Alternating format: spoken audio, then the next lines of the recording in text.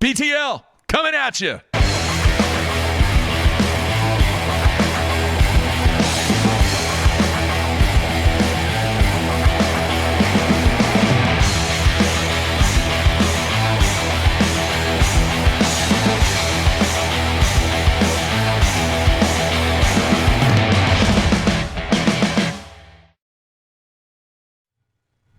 Good Monday, everybody. Welcome once again to BTL Bass Talk Live, where we're going to talk bass fishing and anything else that we want to talk about. Matthew, man, I'm glad to be home. We're both world travelers.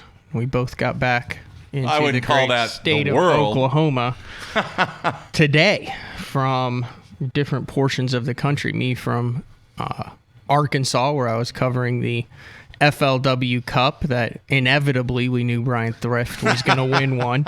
And he won it by 5 pounds, 1 ounces, and it might as well have been 50 pounds, 1 ounces. It was not as close as it appeared, and we'll get into why and how and what. And then you were on the East Coast on a fishery that was just as stingy as Lake Hamilton. 12 pounds, man. What river? 12 pounds. The Delaware River, and you were out there for the IKE Foundation, and they raised a ton of money. I think this is either the third or fourth, maybe even the fifth year that they've done it.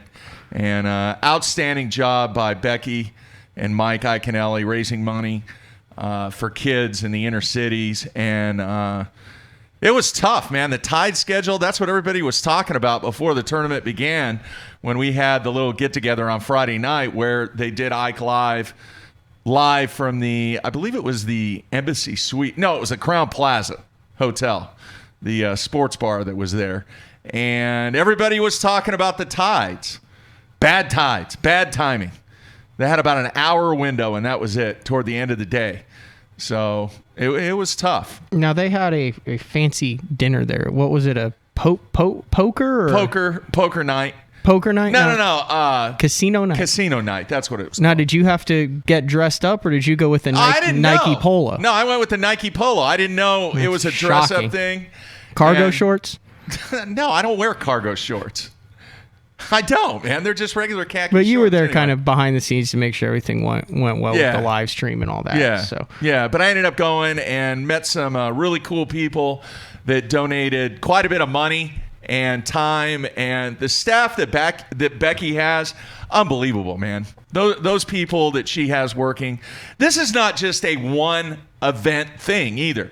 And they're working the entire season building up and really raising a ton of money for the IKE Foundation. And then after it was done, guess what Mike did? What'd Mike do? He took off north about 2.5 hours for Vegas's tournament.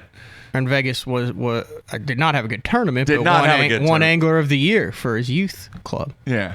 And now Mike is headed to Redcrest. That is, well, he leaves on Friday. Yeah. So a action-packed week, as always, for Mike. And, you know, what's great about Mike, folks, and I've said this before, there'll be 20 people lined up, and he'll be dead tired. And he makes sure that he signs those autographs to that last person in line. And if there was 50 people there, if there was 100 people there, he would stay, he would sign autographs, and he would take care of his fans. And greatly appreciate the insight, kind of a behind-the-scenes look at what goes on with the IKE Foundation. So I had a great 3 days up there and saw a bunch of stuff, man. This is weird, okay? I was staying in what they call the barn, and it's not a barn. At Ike's house. At Ike's house. It is a set of rooms, and they're actually moving the studio for IKE Live to the barn. But once again, it's not a barn. It is really like nice. A guest house. Like a guest house. And they were gone. Everybody was gone. I was the only one there. And I just kind of sat there, and then I saw all the stuff that his truck was there, his boat was there inside the barn, all of his tackle, and we've done in the house with Ike many years ago. But I just kind of stood there and thought, this is pretty cool to get to see the tools once again of the trade. I've been around them forever, but just to stand there and see everything that is involved when it really comes down to just one cast after another. Does that make any sense? You see, there is an enormous amount of stuff that goes into going fishing. Yeah. And it just kind of hit me. And that never really hit me before. All the years that I've been around this game, I just stood right by his boat and truck and looked at everything that he had inside that barn and thought, this is pretty cool. This is pretty incredible that just cast after cast is all based upon the preparation and everything that goes into him doing his occupation and doing what Ike does. So it was a pretty cool moment. Oh, that's what you see a lot of those guys talk about, how mental the game is and how they're able to put the extra outside factors out of play when they're on the water. And a lot of the guys that you see who catch them have their stuff buttoned up. Yeah. And there's also a lot of guys that are total gong shows who catch them too. Yeah. But there's a lot of stuff behind the scenes and all you see is the boat idling out and fishing all the day and don't realize, the hundreds of hours that it goes into getting to the lake and that point to where it's time to fish. Just little bitty meticulous things that you don't really think of. Like he had have you ever seen those pieces of equipment that you use to tie flies? Yeah. A vise? Yeah, like a fly vise or something. He had a couple of those that were just sitting there, and you could see what he had been working on and trying to get ready for the Red Crest and stuff. So really, really, really cool. All right, the second thing I want to do, and then we're going to get into the Cup, is a shout out to a guy by the name of Sean Douglas. All right, I was at the St. Louis airport. I went from Philly to St. Louis and then St. Louis to Oklahoma City. I was dead tired. And I was sitting there, I was kind of off by myself, and this dude named Sean Douglas walked up to me, and I could see him walking to me, and there were a couple of kids that were playing over there, and I thought he was going to get the kids to get them to chill out because they were getting kind of loud, and it was kind of late. Anyway, he walked over to me, and he stuck out his hand, and he goes, "Hey, Mark, I just want to say, man, what you and Matt are doing is great. Big fan of the show. Look forward to what you guys have going on in the future." And I sat there and I talked to him for about 15, 20 minutes. Cool dude. He is an investment banker, of all things, there in St. Louis. And very, very cool dude. And once again, man, greatly appreciate all the fans that are watching and keeping track of what you mainly do. I'm not the social media guy, so he was very complimentary, Matthew, of your AFCO Bass Boot Camp stuff. Said It was awesome. So big shout out to Sean, and he was really cool. Offered to buy me a snack. I didn't want, I was wiped. I was absolutely wiped. Ran into one of your old buddies who's here in Oklahoma. Who was that? Well, he sent some buzz baits in last year. Oh, yeah. And couldn't find the guy.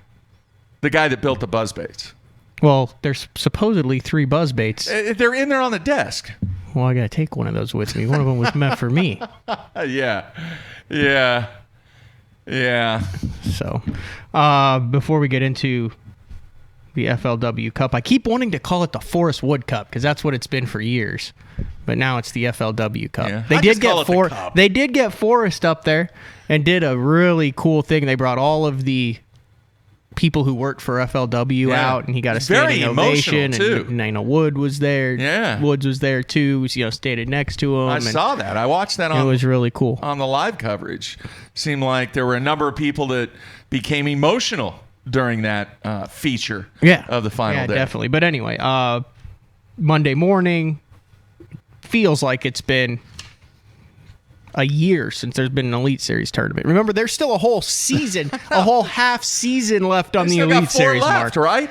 3 regular season events and then the Angler of the Year Championship on, I believe, St. Clair for the top 50 anglers out of the 75 that are competing this year. But it is day 1 of practice. They are back in action on the St. Lawrence River. Would you say more so than any other stop, regardless of what tour it is, when the guys go to the St. Lawrence River or Champlain, they will leave 3, 4, 5 days early and fish around before the practice starts? Yeah, I would say absolutely. You don't see anywhere else in the country, regardless of how long the drive is, where these guys are like just messing around for 3 or 4 days. It's a great place. Yeah. It is a great place. I talked about it when we went on vacation up there, and I would say a very high percentage of the guys go up there to just fish. Mm-hmm. It's the only time. They're not going to take a special trip up there, so it works out great. They get to do some fishing that they really had the opportunity to do. So, yeah, they take full advantage of it. St. Lawrence River turning into the Beaver Lake of the Elite Series. They signed that 3-year contract with him. It's the 4th or 5th time it's been back there now. Yeah. A lot of different faces, new faces, a lot of new faces that will catch them better. I predict, KVD had 90-something last time. Yeah. I mean, that's, 22 a day, 23? It's a lot. Do we hit 100 pounds of smallmouth for the first time ever, Mark? You've got Chris Johnson. You've got Corey Johnson. You've got a healthy Jamie Hartman. Yeah. You have Cliff Perch. You have Chris Zaldane. You have a number of guys that are you have Chad Pipkins. Plus from some of the guys have told me, it's setting up perfect. It's really good right now. Yeah. They keep getting bigger and bigger and bigger every single year. Yeah. We could see a Falcon Lake-esque tournament where 100 pounds, 20 pounds is fighting for the top 35. Once again, every time they go up north, it doesn't matter. It's ounces. Mm-hmm. Ounces means money. You might as well put in S's with 2 lines through them. But there is some separation on the St. Lawrence River, though, because there are a lot of 5 and 6s, and you can get ahead if everyone else is catching 4s. So yeah, I mean, throw in Brock Mosley, who's done well there. Brandon Lester, he almost won there. There's about a dozen to 15 guys. Now there's some rookies that are going to get up there and be like, "You fishing this current? I've got a half-ounce drop shot weight. I'm about an ounce and a half shy of what I need to get down to the bottom." Yeah, but that'll be interesting to see. There's some big implications for me in this, Mark. Well, some real big implications in these next Elite Series fantasy tournaments. Stuff, right? I mean, you had it one year where you had a chance to win it. I'm 25th overall in the nation. Yeah, I think at one point I was 10th. Yeah, you were way up there going into the last one.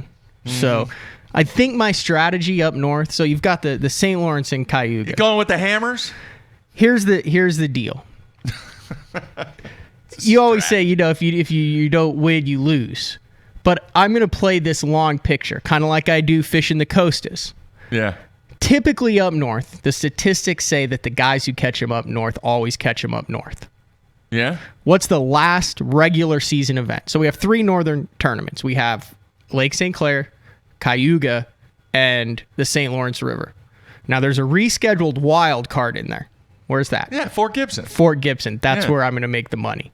I'm going to maintain up north. High percentage guys, not take any risks. The guys who are going to catch them, who've caught them every time since the dawn of time in tournaments up there. Bide my time in these next 2 events, and then go for the jugular at Gibson. We'll see, man. And then see if I can hang on. Massive wild card on Lake St. Clair. That's what I'm saying. If you're going to make up your points, you're going to maintain your points. This is 2 maintenance fantasy fishing tournaments. This is getting really nerdy. We need to move on. And then, boom, Fort Gibson is where you make up the points. Probably most of the people who listen to us. If they're listening to BTL, they play fantasy fishing, Mark, let's be honest. High percentage there. High percentage. All right. I'm just going to flat out ask you, dude, do they surpass the century mark? Yes or no? No, but there is a chance that someone will going into the final day, but I think it's 3-4 pounds short. All right. We'll see. That's a lot. 25 a day? It's a lot, man. It is a lot. Yeah. All right. I mentioned, when was it? 2-3 weeks ago that I was on vacation in New York. One of the most gorgeous places that I've been to was the lower end of Cayuga. Mm-hmm. And I'm really curious to see back-to-back tournaments. Curious to see how they attack it. Weather definitely comes into play on those lakes. And I was really, really impressed. That was the first time that I'd been down on the lower end of Cayuga. Yeah, most of the time I've been in the mid. All those Finger Lakes are unreal. Yeah. It's just, it is an unbelievable place. All right, I want to tell everybody this. As a result of this week, we also have Red Crest coming up. And I received numerous emails from people saying, why the heck do you not have Jacob Wheeler on the show? Well, I have been working on it. He's kind of busy. He's very busy, very, very busy individual. And I finally got it worked out. So we have Jacob Wheeler booked for this Wednesday. He's going to be on, kind of talk about his season, and then obviously talk about Red Crest and what his thoughts are going into that event. And then on Tuesday, we're going to have another guy who I think is going to, and if I say this, it's not a cliche or anything. I think he's just going to be kind of under the radar at Red Crest. And I'm talking about Wesley Strader. Mm-hmm. He's had a solid year, and so many people just kind of think of him as, oh, yeah, he might do well.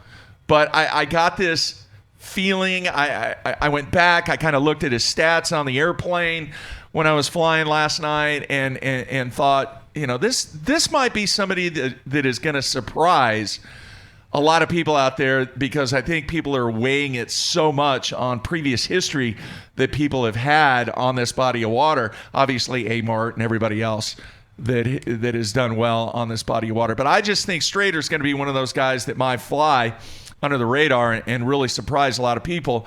So we're going to have Wesley on tomorrow, and he's going to once again talk about his season and talk about the Red Crest coming up. So that's cool. If MLF came out with their format over the weekend too for Red Crest, which there had been rumors that it would involve a graphing calculator to figure out who was fishing. Apparently they got together, they kind of got that format dialed in on the eve of Red Crest, and it's 30 guys that all fish 2 days. Then after the 2 days, they drop the bottom 10. You're out. Thanks for coming out. Now they've got 20. Then they seed them into 2 groups of 10. They have an elimination round. Then the top 5 out of each of those 10 go to the final round. Yeah. It's pretty easy to follow. Yeah. What do you think about that? It's pretty easy to follow. Yeah. What do you think if you're, part of the group that gets bumped out? That's part of it, man. You don't catch them. Here's the thing. It's kind of weird with the seating. You would think with just 30 guys on that river that, they got to have the cameras in the boat. So what I'm assuming is they're going to have 10 cameras, right? So that allows for every single person. Well, yeah, they have to. Yeah. So what I was thinking was, you would think, I just assumed all 30 would fish, every day, and then they'd cut. Yeah. But what I think this is allowing them to do, because this will be a big TV show, is every single angler then, they'll have 1 in 3 will have a camera boat the first 2 days. Yeah. So pretty much, if they rotate, 2/3 of the field will have one. Yeah. And then that allows the 10 cameras to be in for the semifinal round for every single angler, because they have 2 rounds with 10, and then the finals 10. Yeah. So the whole second half, every single guy will have a camera in the boat the entire time.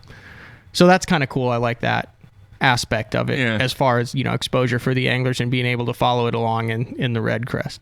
What's your gut say? And we'll get into FLW. But what's your gut say on Red Crest attendance this year? Because we've seen what the Elite Series has done up in, remember they had the beer garden there? Yeah. You got guys getting kicked out for heckling the anglers.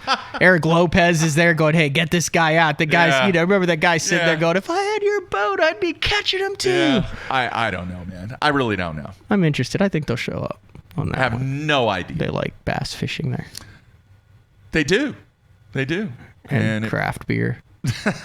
They do like their beer, activities. Man. Yeah. So we'll see. I have no idea. I think that is the big unknown, is what the turnout will be like. And the other thing, too, and I mentioned in earlier shows, we're going to try and get Boyd on after the Red Crest and talk about just kind of his State of the Union and his thoughts on everything with just the Dark Cup events remaining. I'm really curious when they're going to come out with their schedule. They have the dates blocked out. Do you have the dates? I've seen the dates. Really? I don't think it's public. Is it loaded up? Is it front end loaded, or is it all over the year? Yeah, it's front end loaded. Is it very similar to this year? Yeah, for the most part. Okay. All right. Any indicator on when they'll have the sites selected? No. Did you get a vibe or did not? Any inside info on that? No, I just got a calendar with the dates blocked out. All right. Well, we'll see. All right. One of the funniest things, I was watching the weigh-in live, and we're going to get into the FLW stuff. Watching what weigh-in? The FLW weigh-in. Okay. after we take a break. But Austin Felix, little bitty dude. No, he's not. Who was the little bitty guy? That's Dakota Eber. That's right. And then who's like the 6'9" dude? Kyle Walters. He is mammoth. He's a big dude.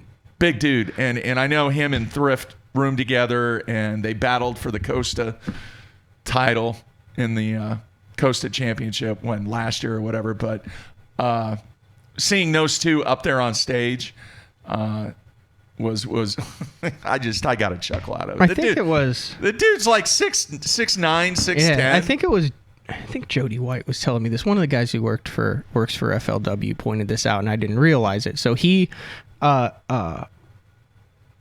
Walters didn't fish the tour this year. He won the 2018 Costa Championship. Right. Didn't fish the tour this year. I think he fished one Costa this year. Yeah. Then fished the Cup and finished second. So 60 grand that, like 80, 90 grand for the Costa Championship. Yeah. So he's fished 2 no-entry events, has had no entry fees the entire year. It's a good year. And has booked over $150K. It's a way to do it, That's doing it right. He's averaging $75,000 a tournament mark. It's the best way to do it. All right, we're going to come back. We've got a couple of videos, I think, at least one video, and we'll get your thoughts on what went down in Arkansas with the FLW Cup. Everybody stay tuned. It's Monday. We'll be right back.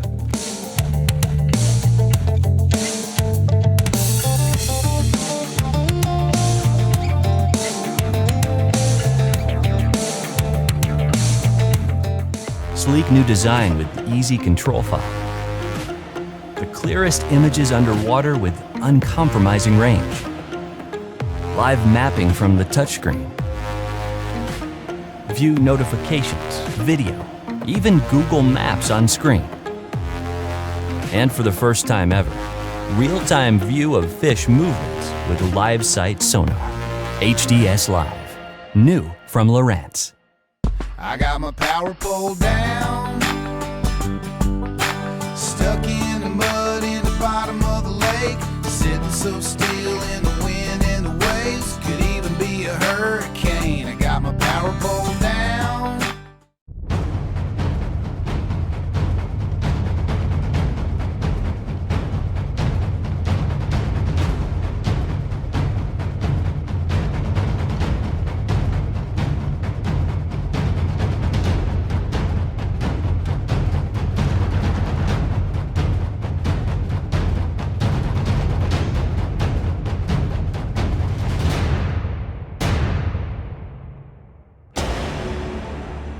AFCO has a new foul weather rain suit called the Hydronaut. A lot of the features that I really like about it first is the speed vent hood. If it's raining out, you know how a person gets wet is when you run down the lake and the hood comes down. With the speed vent hood, it's going to stay up. It has a camera mount in the pocket on the chest. The Hydronaut has a 2-layer, 100% waterproof nylon shell. If you're interested in a rain suit that has a lot of cool features that's going to keep you dry, you need to check out the Hydronaut from AFCO.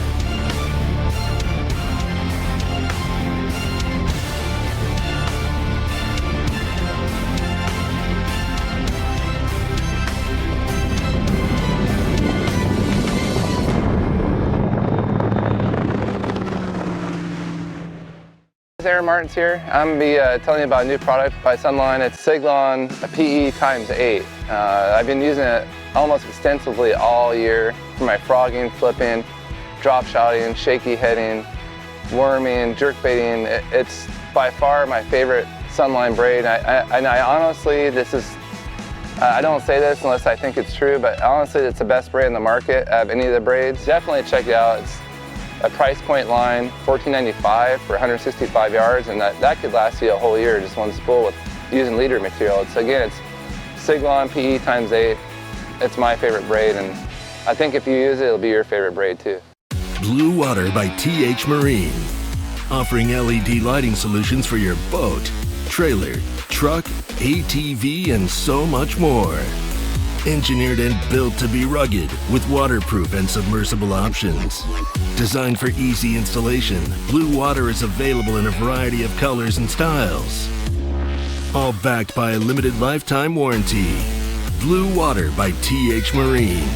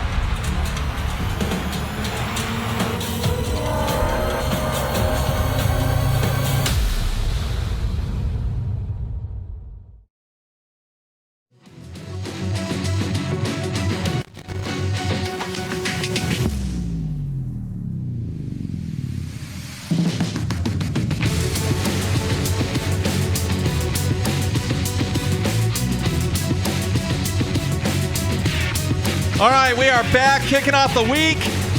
A great week here on BTL. Going to have Wesley Strader on tomorrow and Jacob Wheeler on Wednesday. All right, man, let's get into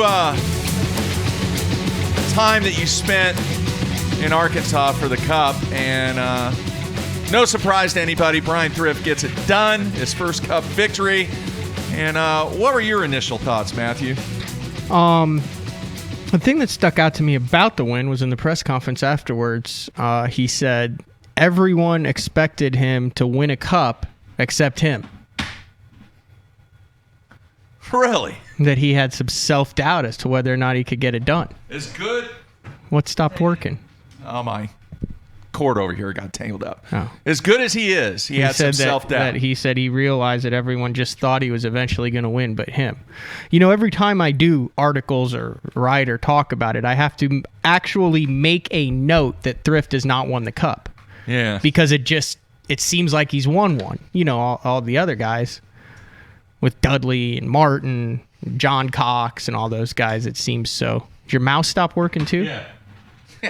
Here, you need a battery out of your mouse? You got one over there? Yeah, because my computer crashed, so I have no screen. Okay. So my mouse does not. Well, I'm getting you hooked used. up, man. I got another one in the back office. I'm gonna bring out tonight. That happy? You're banging the mouse on the table like you're just. I mean, that usually fixes. Usually things. you reset or reboot before you start hitting it. Now let's see if it's if that. Oh. You got a light? I got a light now. All right. You back in action? I'm back in action now. Yeah, so this thing was 100% in his wheelhouse. It was set up for him, and the other thing he said was, you know, he's been in, 7 top 5s? I don't have the stats because we previously discussed my computer's crashed. Yeah. But in the Cup, he's been in the hunt. He said this was the first Cup in 13 Cups that he feels like he had a chance to win. That's amazing. Mm-hmm. Yeah. And then he went out and won. And he did it in the most Thrift-like fashion possible. So typically, you have the guy who wins. What is he? The guy who wins is dialed in. Yeah. Think about your classics. Yeah. Think about your past Cups. Think about a regular tour event. Think about any tournament. Very rarely do you see guys, quote-unquote, junking it up that blow the thing away. Yeah. And that's what he did all 3 days. There were 8 baits involved, 30 rods, 6 different patterns. He had one area where he caught 7 out of his 15 fish. It was kind of like a deal, and then they kind of came up schooling on the end of the third day, and then at the beginning of the third day, he caught a limit on top. But then you're mixing in, he said, 5 different crankbaits,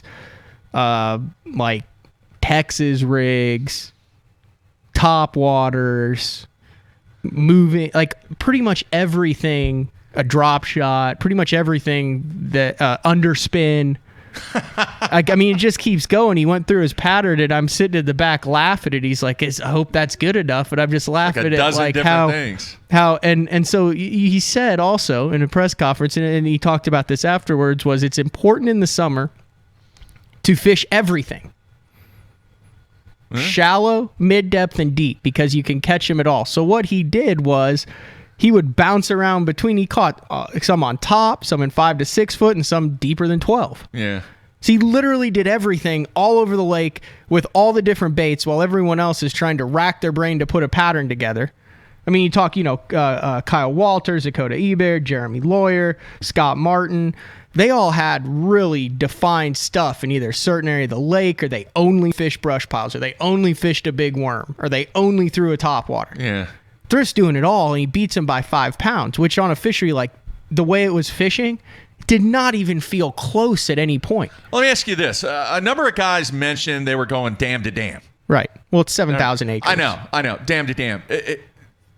Is that what Thrift did? Did he do a lot of running around? No, I mean, yeah, but not. He didn't go. So Dakota Ebert and Scott Martin, and Felix was up there a little bit too. So the crazy thing about Hamilton, and if you watch any of this, but there's kind of the lower end that's like super kind of developed. It's a little flatter. The docks are really shallower. It's not as rocky. There's a ton of seawalls. It's kind of the George Cochran area from 2005. Right. That was where everyone kind of expected it to go down. And the Mid-Lake region is very Ozarky. Lots of big ski boats, tubers. You've got the bridges. You've got kind of more rocky banks, deeper docks, more brush piles, things like that. And then there's this weird up the river area where the water comes out of the bottom of the Ouachita Dam. And then when they generate, there's current. But the water down lake at the bottom's like 90 degrees. And when they generate and it comes out of Ouachita, deep, clear lake there, right. It's in the upper 50s. Like Matt Stefan caught 2 bedding fish. Guys were catching post spawners on trick worms up there. But the general consensus, and I talked to a couple of these guys, they can get information before the cutoff on this. Right. The general consensus among the big time guys on that is you can't catch enough fish up that river in the cooler water to be a factor to compete with the guys down. Like you'll catch like 1 or 2 rogues. Well, Ebert and Martin went up there and utilized the current and the flow and the cool water, and they were like, it was almost, I don't want to say it was like tidal, but it was almost, Scott Martin said there were short windows because when they started pulling current, he said there was a back current. He said then there was a current the other way, and then the water would drop to the mid 50s. He said so you had drastic temperature swings, and when the water backed, he said it pulled the warm water up the river. So you had drastic temperature swings, water color changes, and 2 current changes every day. And then somewhere in there were a couple little windows based on when they started pulling water or, releasing it into the lake to catch them. So that was kind of cool to see those guys do the off-the-wall stuff up there in the clean water. And then the schooling fish also played a little bit, not as much as guys were thinking. Interesting. All right. Now, you had a chance to talk to Bryan afterwards. Yeah, we'll see how this audio turns out. There's like an ambient air conditioner noise. It was backstage, right? Yeah. Yeah, it was after he got it. I mean, the cup's there and everything. Yeah. All right. Let me see if I can get it queued up. All right. Here's Bryan Thrift. Here at Lake Hamilton, it reminds me a lot of a lake I fish back home, Moss Lake. Me and Matt Airy fish it every week in night tournaments, and it's a small lake. Everybody knows where all the good stuff is, and it's kind of a game of chess. Like you gotta see where people are fishing while you're fishing, try to get on stuff when it hasn't been fished for a while, and there's not much current on the lower end, so the more places you have, the better off you're going to be.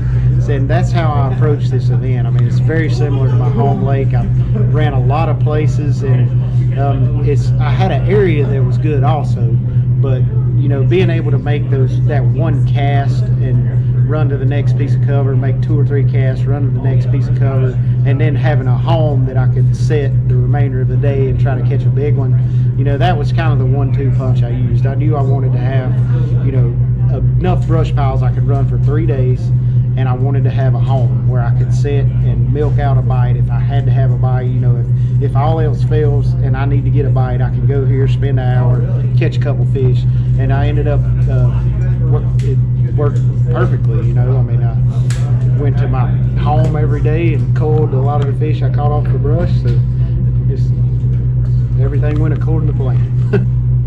I think it's kind of heavy, but I couldn't tell it on stage. Like, that was my thoughts, like, after I won, when Forrest came up, you know, they handed me the check and the trophy. I'm like, man, am I going to be able to pick this thing up? Because I can remember the first tour event I won, I couldn't hardly lift a trophy over my head. I was so shaking and just excited. And then today I'm walking my fish up, my legs cramping, my sides cramping, and I'm thinking, there's no way if I win I'm going to lift this cup over my head. But that's just like you zone out and you're good. Hey, the trophy does look heavy, man. Yeah, I think it's really heavy. He one-handed it too. Did he not one-handed? I think you're thinking of Peter T in 2007. No. I remember that. I thought there was one shot. I don't know. I went back down and was getting ready. What for was the up press with the conference. air conditioner? I don't know. You could hear what he was saying. You got the gist of it. It was funny too because you could see your reflection in the cup. Yeah, I know. That's my claim to fame right there. It's just interesting after day 2. So day 1, I guess he caught. He said he caught like 29 keepers and culled through a 10-pound limit. But then day 2, you know, you go back to the press conference from day 2, he said, I'm not going to die on any one pattern. I'm just going to run around and fish and try to make the best of it, and hopefully I'll stumble into a few. Just stumble into a few. But then he started off on that final day, and I mean, he had the thing won in the first 20 minutes. He picked the top water up, and that was really the only substantial schooling bite that we saw play. Can you remember the last tournament that was won exclusively on a topwater? Where topwater really, really came into play? I mean, the Forest Wood Cup that John Cox won, I mean, he caught a lot of his fish on a frog way up that creek on Wheeler, and then Michael Neal got second on schoolers almost exclusively on a topwater in FLW that played there. But a real interesting top 10. A lot of big names in this tournament kind of struggled. If you look at it, you know, you had David Dudley, who finished in 40th. I thought Casey Scanlon was going to really shine in this thing with the Ozarks. Jeremy Lawyer, the other Ozark expert in the field, did have a top 10. Zach Burge came in 35th. I mean, if there's a guy who had nothing to lose, who just came in through the Costas, you know, kind of a free roll for him. Brad Knight, who had won on Washita in 2015, kind of knows that program and on how to get it done on that lake. I mean, there's got to be some good vibes there too, knowing that you'd won on that tournament. Jason Reyes? Yeah, Jason Reyes. He finished 37th. Larry Nixon, probably a sneaky pre-tournament favorite. You know, he got a lot of help and a lot of history, and I mean, that's right up his alley.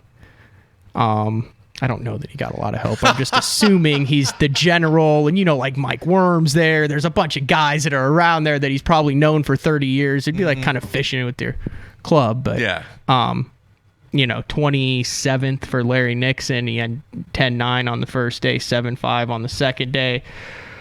John Cox finishing 23rd. I guess there wasn't anything he could go up miles and miles and miles to get away from everybody. But yeah, so you had Bryan Thrift, then you had Kyle Walters in second, Dakota Eber in third, Jeremy Lawyer in fourth, Scott Martin rounds out the top 5, Austin Felix in sixth. Cool story there after double zeroing on Grand. Like, he never finished below 15th in the last 4 events of the season. Joseph Webster, who it's interesting, I was talking to another angler on tour. This was like a month ago, and he's like, name the most underrated angler on tour right now. I said, Joseph Webster. And he goes, yes, not who I'm thinking of. I go, Austin Felix? And he goes, bingo. And those two finished 6th and 7th. And Ryan Salzman, he was the only angler who double qualified for the Cup. He finished in 8th. Josh Douglas, the smallmouth wizard from Mille Lacs, came down from the Great White North to catch a few 90-degree water spotted bass at largemouth in 9th. And then Jordan Osborne in 10th. Probably one of the biggest surprises to me was Nick LeBrun, who he committed to the Whopper Plopper on day one, which is how a lot of guys thought this was going to be one going into it, sneaky. And he caught 15 pounds on day one. He was second place. There were two 15-pound bags. He was only 3 ounces behind Thrift. And on day two, he only caught 2 for 3 pounds. Looked like he was throwing an old... Now, don't quote me on this. I'm just going based on what I saw. Yeah. Looked like he was throwing one of those old Smithwick Rogues. He went Jason Christie on him for 2 fish for 3 pounds on day two. But the whole tournament, Mark, there were 2 15-pound bags, like 2 14-pound bags, a 13-pound bag. And on the last day of the Cup, what always happens, and Thrift mentioned this, what always happens on the last day of any championship event, there's 10 guys in it. What does one of them do? He goes off the chain. Okay. Think about it. Yeah. Think about classics and cups. Yeah. There's always some dude like, what did Clint Davis do? Washita? Oh, it's freaking stingy. These guys have been out there for 7 days. Clint Davis, 18 pounds. Yeah. Give me the damn that's a good point. And with Randy Howell and with Edwin Evers and with Jordan Lee twice and with, there's always someone who has a big bag. Mm-hmm. These are the weights. On the final day. On the final day on Hamilton. And 7. 10-13, Bryan Thrift. 7 pounds, 4 ounces, 7-11, 7 pounds even, a whopping 8-8, 7-13, 7-1, 4-14, 5-3, and 0. Yeah. It's like Pittsburgh almost. That's rough. Not as bad as Pittsburgh, but that's really tough. close. I mean, the final day of the Cup and you maintain your second place finish. Yeah. And you come in with 7 pounds. I mean, the limit was big. I've never heard so many guys talk about how much they learned about themselves and when it came to grinding and decision making. Now, it's interesting because there's 2 ways to grind. You had guys in the top 10 who fished 150 different brush piles over the course of the day and made 1 or 2 casts on each one, and you had other guys who just sat on 2 or 3 brush piles for the entire day. Yeah. Same result, completely different strategy to get the job done. Yeah. And there wasn't even a big fish weighed in, like 5-pounder. Yeah. And there's like 6, 7s, 8s, 9s, 10s in that lake. Not this time of the year? I mean, they're still there. It's not like they're not in the lake anymore. But so when you look at those weights, you look at how it's done. Thrift went 15-3, 12-7, and 10-13. Yeah. Wins by a little over 5 pounds. He blew it out. All right, I want to talk about something real quick as a result of Thrift winning the Cup. Is this the year that the fans, the industry, even maybe the anglers would like to see a made-for-television or made-for-the-internet or whatever platform that you want to have it on, where you have the Bassmaster Classic champion, the FLW Cup winner, and whoever wins the Red Crest compete, those 3 people compete against each other in either a 1-day or a 2-day shootout? Are we at the point where the fans would appreciate, the industry would accept it, and all 3 organizations would go, all right, not a bad idea. Let's see who's best of the best. So you're talking Bryan Thrift, Ott Defo, and whoever wins the Red Crest. In what format? I'm not really sure. Got to be a hybrid format. Maybe one day your best 5, the next day, I don't know. I hadn't got to that point. The thought is, are we at the point? Yeah, we've been at that point for the past 10 years with the FLW and Bass. We didn't have this situation. Could that be a monumental event that would actually bring all 3 organizations together and forget about all the bitterness and anger and it wouldn't cost that much to put on. No. And I think you could do a pay-per-view event where all 3 organizations split the revenue for it and kind of build it up like the Tiger Phil matchup that was on HBO. I agree. All right. So why can't we get that done? What are some of the reasons? Well, I think the obvious everybody knows. I mean, there has been conflict between organizations. There has been conflict between the leadership. Can't we all just get in a room and try and make this happen? You got your superstar that's representing your championship. Let's get after it. Now, here's the next question. right now, is Bryan Thrift unquestionably the best in the world? Man, we kind of got into that a little bit before the show, and it's a good argument. It really is. It's a very, very good argument. Who are you going to put up against him? Jacob Wheeler? Edwin Evers? Now, how many Angler of the Years does Jacob Wheeler have? That would be 0. Thrift has like 8 wins, multiple Angler of the Years. Now he's got a cup. How well Look did at his Wheeler... top 10 percentage. It's like 37%. Yeah. I think he is. Could be. Like I said, it's a great argument.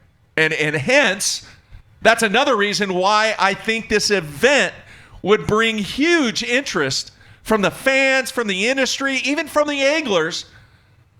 Let's get these 3 guys together and let's make it happen.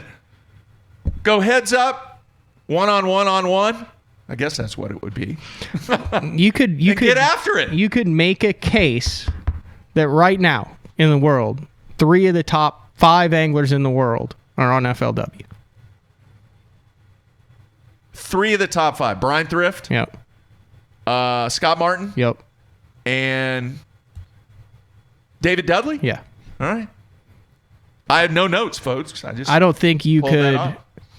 You could argue it, but I don't think you could take away from any of the legitimacy of that statement. And if you want to go top 7 or 8, how about top 3?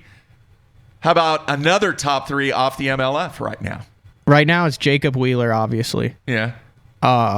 Edwin. Who's the third? I mean, if you just go off of the RedCrest points. I'm not saying to do that, though. Who would be the number 3 guy over there? Off the top of your head. I mean, I know you can't pull it up. Off the top of my head? I apologize. Off the top of my head, I'll go A-Mart. Yeah, he's got a win. And solid. Pretty solid. Either that or Michael Neal. He made all 4 cups. How about Jeff Sprague? You talk about Sprague all the time. Yeah. I mean, he's knocked it out of the park all year long. And some of this is subjective, obviously. If you just want to go objective, you're going to look straight at the stats and the RedCrest points and the FLW Tour standings and stuff. But I think right now you got to put Scott and Bryan. And even though Dudley sucked in this cup, like I said, the guys who finished at the bottom. I agree. I think you got 3 out of the 5. All right, what about on the bass side? Brandon Cobb? Brandon Cobb's number 1. Yeah. Yeah, I mean, 2 wins. He's smoking it. Mm-hmm. Who else? Anybody else? It's hard because you got those names seared into your brain. You got to go. I mean, how far back are you going to go?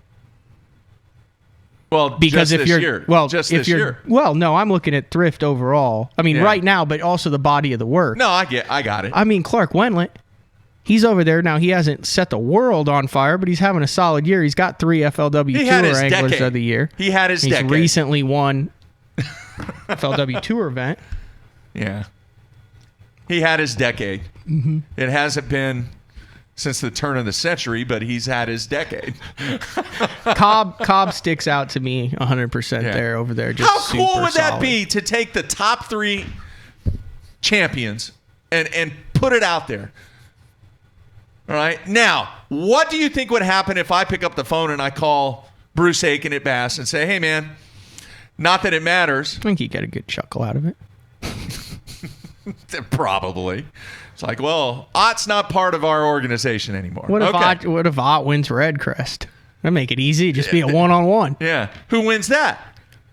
Ott versus Thrift. I mean, you could put Ott in there as one of the top 3, too, on MLF. Look where he finished in the points. He didn't even have to fish the last event. Yeah. And he still qualified super easy. You look at the cups he made and the finishes that he had as the reigning Bassmaster Classic champ, coming off of wins on the Elite Series. I might put Ott number 3. Look, I would put Ott number 3 on MLF. Let me ask you this. Should Major League Fishing be kind of the point organization to make this happen? And the only reason I say that is because they've got the Classic champ. And Odd Defo. No, they're gonna have the RedCrest. Yeah. They're gonna have the RedCrest guy, obviously. Yeah. So now all they gotta do is get Bryan Thrift to go, hey man, we want to do this made for television. I mean, you pay or him enough, pay-per-view Thrift or will whatever. Do the fans want to see it? You know, what I'm getting on the instant feedback is, heck yeah. Would you want to see it? Yeah, that would be interesting. I would watch it. I like I said, you got to do it up like the Tiger Phil deal. Yeah. I mean, somebody said here, take the 3 championship winners and the top 5 in the points. No. That kind of waters it down. That's called the TTBC. Yeah. No, it's champion versus champion versus champion. Yeah. I mean, the other stuff was just a subjective conversation that we were just throwing names out and saw who sticks, just kind of in our heads who we would take. I know we had that, we had the top 5 that you did a month ago. And I don't think any of that changes. Hey, Jim in Indiana, I'm not going to post that. Please don't mention that anymore. He didn't say anything bad. There's a path that I don't want to go down. Okay. By mentioning a then certain don't go name. down it. I'm not going down it. So, sorry about that, Jim. Yeah, I want to see it. All right, moving on. Next subject, we haven't had a chance to get your thoughts and my thoughts on the FLW schedule for 2020. That came out while you were gone and while I was gone. What are your thoughts on that? Do you need a second to pull it up on your phone? Yeah, let me pull it up real quick. I mean, they're kicking things off at Sam Rayburn toward the end of January. Yeah, I like that. That's a great tournament. A lot of strategy in play there. Then they're moving on to Florida to go to the Harris Chain once again in late February. Then they're off to Lake Martin in Alabama in March. Mm-hmm. Then Cherokee in April. Then another event in April at Hartwell. Then you have one of the best times of the year to go to Dardanelle in the month of May, which that could just be lights out. And then you wrap up the season on the Detroit River. It's great. We saw what they did at the Detroit River, setting every single record 2 years ago in the FLW Tour. And what stuck out to me when I originally saw this was there's those 3 tournaments in the middle that all kind of are very similar. Now, I know Lake Martin can fish a little bit different, especially earlier that year. We saw the Elite Series there. Muddy water can come into play that could still be kind of winter patterns, but you get Martin, Cherokee, and Hartwell back to back to back all in the early part of the year. Your East Tennessee, North Alabama, Carolinas guys are going to be licking their chops on all 3 of those. Yeah.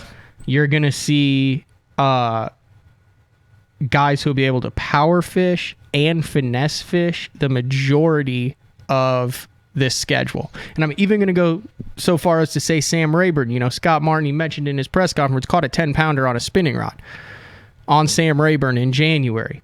Lake Martin, that's going to be a lot of spinning rod, but you could also power fish for the largemouth. Same thing at Cherokee. There was a lot of power cranking up the rivers, but Andrew Upshaw won on the Ned rig, finesse spinning rod. Lake Hartwell, you're going to be able to target those docks for pre-spawn fish. There's going to be able to power fish the blueback herring spawn. There's going to be some fish on beds there. Dardanelle having a really nice resurgence. The grass is coming back. They're catching good 20+ pound bags there. It's probably going to be really healthy last year because it's been high the majority of this year. There's sections of that lake that no one can get on with a boat. And then the Detroit River keeps getting better and better as more and more of those jumbo gobies get into the lake from Erie. So not as eye-popping as this past year's schedule, but I was talking to one of the guys at the Cup, and I was like, well, I mean, you guys had the schedule this year. Remember, we were going into it. It was like, geez, this will take 80 pounds to win every single event this year. And it darn near did. Yeah. It's just kind of ironic. They have the biggest power schedule in the history of the FLW Tour, and then it's like, outside of the Three Rivers Cup, it's like the toughest, lowest weight cup that there's been, Yeah. Just giant, and 12-inch spots. Yeah. So, it doesn't have a whole lot of flash to it. Mm-hmm. And no cup announcement for next year. Yeah, but it's functional. Yeah, it's a solid schedule. Yeah. It's got some of the standard standbys in it. I mean, there's nothing where you look at it and go, ooh. Which stop intrigues you the most? It's easy for me. The Dardanelle. Yeah.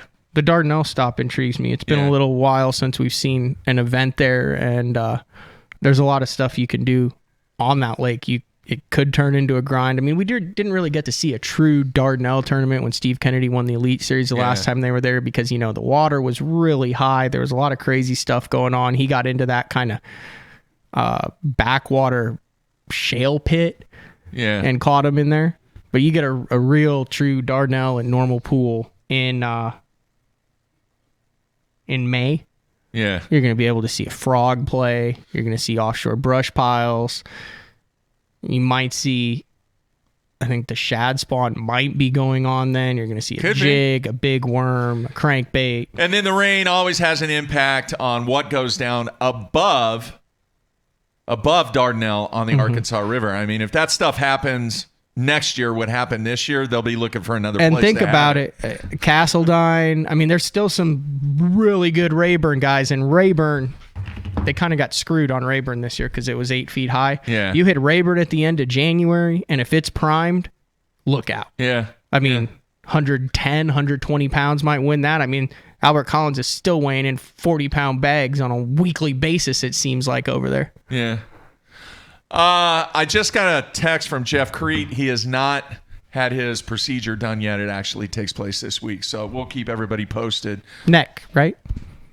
Neck, something. Back. I'm not really sure. All right. Hopefully, I thought it was actually last week, but he just texted me and said he's going to get it done this week. So good stuff. All right. Last thing I want to say, and then we will get out of here. I want to get your thoughts on this, Matthew. I was thinking when I was watching the weigh-in, can you recall anybody in any big event, be it the Cup, be it the Classic, be it whatever, where they're emotional, they're excited, they don't win, but they're kind of in the middle of the pack on the final day, and they just kind of direct people toward a specific social media or their website or their YouTube channel or whatever. Just say, hey, I want to make sure that I don't miss out on any of the sponsors. So what I'd like for you guys to do is go to such and such. I don't want to waste anybody's time up here. Has anybody ever done that? I don't know, but I screwed up. What do you mean? Totally was going to have you play Jeremy Lawyer's post-weigh-in speech on the show. It was the greatest professional angler post-weigh-in speech. That's why I brought this up. In the history of professional bass fishing, dating back to Jimmy Houston, Rollin Martin, all of them. It was pretty funny. It surpassed all of them. It was like that guy. That's what got me thinking about this. I wanted to run it. It's the greatest, and it's on there. I'm sure the weigh-in replay was, and I meant to tell you to cue that up. It is just 3 minutes of high-octane sponsor plugs and pure adrenaline. It was rapid fire, man. I mean, just boom, boom, boom, boom, and boom. here's what surprised me. So, I did FLW live in the studio when Jeremy Lawyer won on Grand Lake. Yeah. Mellow, calm. I mean, he's a Midwest dude. He's kind of, kind of country of the city that he's, but he's that kind of country. He's got that kind of.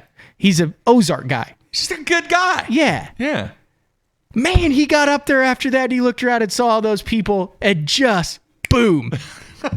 It was impressive.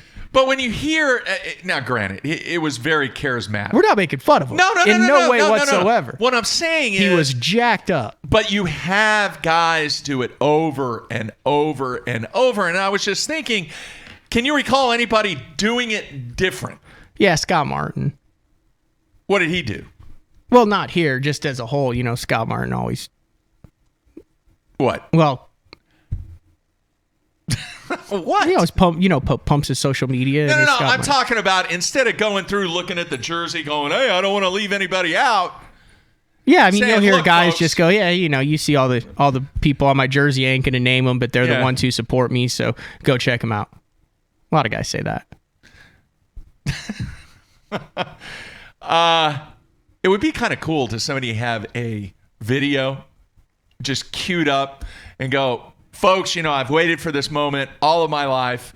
All right, there's a lot of people that I want to thank.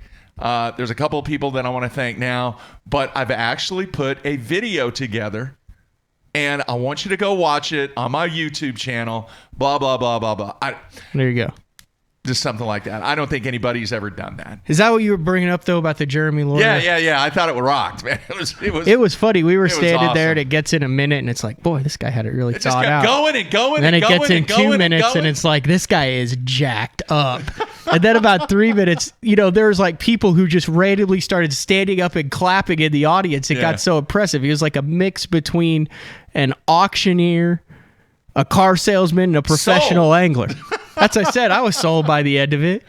It was good, man. It was really good. All right, so no announcement where it is next year. Obviously, we talked about the schedule. I don't know, man. It's whoever's going to cut the check. I really think so.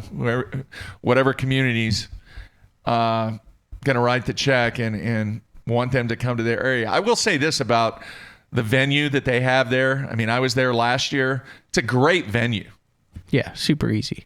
Everything's contained. The hotel's right there, at the convention center where they have the weigh-in and the show. It's just great attendance on day 2 and obviously sold out on day 3. Yeah, it's the perfect size arena for that. Yeah, it really is. I mean, if you could take that arena and package that arena and drag it across the nation. Great fishing arena. It would be. That's what it is. Mm-hmm. That's what it is. A great weigh-in arena. Because the stands don't go 360. It stops, so there's no one really behind it. You got a good screen, and it's, it gets loud there at the end. Yeah. All right. Good stuff, Matthew. We're going to come back tomorrow. As I mentioned at the beginning of the show, great 2 guests over the next couple of days. We're going to have Wesley Strader on tomorrow and then Jacob Reeler on Wednesday. Any final thoughts about your time that you spent in Arkansas at the Cup? No, this FLW does a great job taking care of the media, making it easy for everyone. It was a really functional outdoor show.